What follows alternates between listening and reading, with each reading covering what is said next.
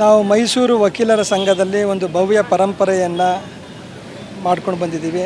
ಅದೇನೆಂದರೆ, ನಮ್ಮ ಸಂಘದ ಸದಸ್ಯರಿಗೆ ಏನಾದರೂ ಅನ್ಯಾಯ ಆದರೆ ಅದನ್ನು ಪ್ರತಿಭಟಿಸೋದು, ಅವರಿಗೆ ನೈತಿಕ ಬೆಂಬಲ ಸೂಚಿಸೋದು ನಮ್ಮ ಪರಂಪರೆ.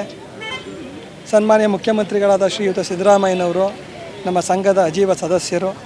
ಅವರಿಗೆಲ್ಲೋ ಅನ್ಯಾಯ ಆಗಿದೆ ಅನ್ನೋ ಭಾವನೆ ನಮ್ಮ ಸಂಘಕ್ಕೆ ಕಾಡ್ತಾ ಇರೋದರಿಂದ ಅವರಿಗೆ ನೈತಿಕ ಬೆಂಬಲ ಕೊಡೋದಕ್ಕೋಸ್ಕರ ಮತ್ತು ಅವರ ಕಾನೂನು ಹೋರಾಟದಲ್ಲಿ ಅವರಿಗೆ ಸಪೋರ್ಟ್ ಮಾಡೋದಕ್ಕೋಸ್ಕರ, ಅವ್ರಿಗಾಗಿರೋ ಅನ್ಯಾಯನ ಪ್ರತಿಭಟಿಸೋದಕ್ಕೋಸ್ಕರ ಇವತ್ತು ನಾವು ಈ ದಿನ ಈ ಪ್ರತಿಭಟನೆ ಮಾಡ್ತಾಯಿದ್ದೀವಿ ಸರ್.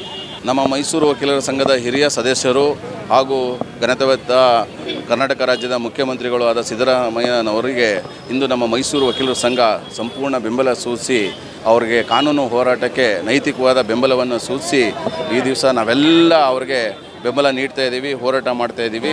ಅವ್ರಿಗೆ ಕಾನೂನಲ್ಲಿ ಜಯ ಸಿಗುತ್ತೆ.